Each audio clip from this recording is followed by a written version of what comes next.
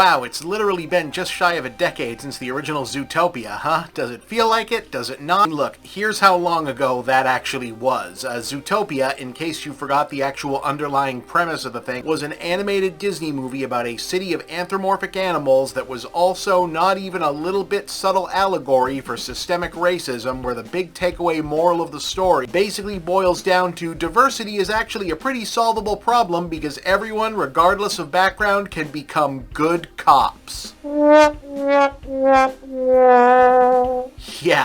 that's how long ago 2016 was. Like, remember, enough time and pop culture, let's say, vibe shifts passed between then and now that cops are bad actually was like a mainstream-ish enough thing for a hot minute in the early 2020s that Brooklyn Nine-Nine had to do like that weird final season and then end because suddenly the main fan base for that couldn't figure out how to still enjoy a police comedy anymore.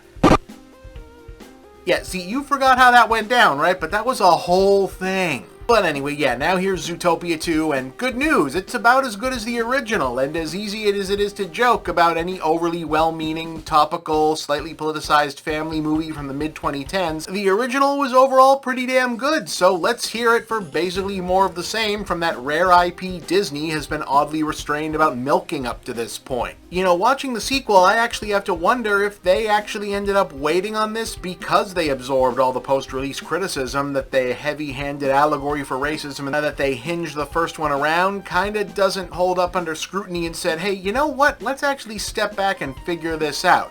I mean, I doubt it. It's probably more likely that just cartoons take a long time to make, but it's still pretty noteworthy that the big central conceit of the original Zootopia, that the Zootopia city's social hierarchy historically divides between predators versus prey, and predators are this disenfranchised minority oppressed because of the stereotype that they were naturally aggressive and criminal, which Part 1 used as the jumping off point for story turns about everything from police prejudice to the government is putting drugs into the neighborhood conspiracy theories, is suddenly just not a factor here in the sequel. Like, not so much in a guess we just fixed that between movies way, in a we aren't talking about that anymore. It just doesn't come up as part of the conversation or story or background of the characters at all. In fact, there's a whole new expanded backstory for the founding of Zootopia itself with important new characters that now only make sense if the predators were the downtrodden minority thing was never an issue in the first place. It's not so much a retcon, more of a just don't think about this. And like, it's exactly conspicuous enough to feel like the movie subtextually trying to say, okay, we acknowledge that our racism metaphor did not stand up to scrutiny, so forget about it. Never happened. Nick and Judy and everyone else's character dynamic was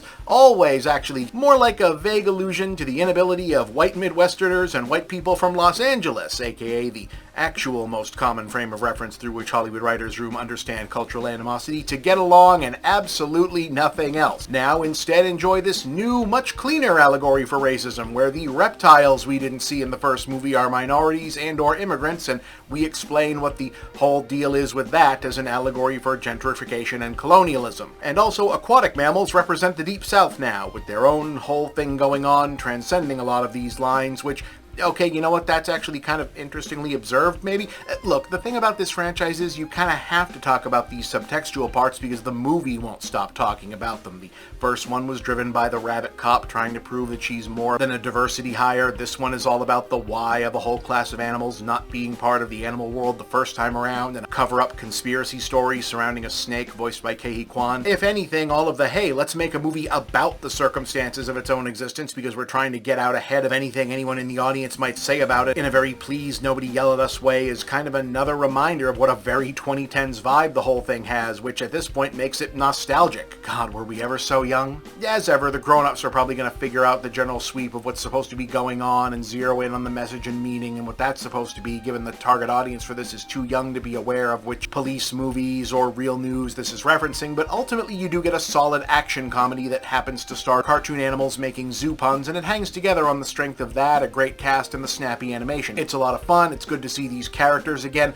I call this an 8 out of 10. Yeah, as it turns out, it was actually really nice to go back to Zootopia.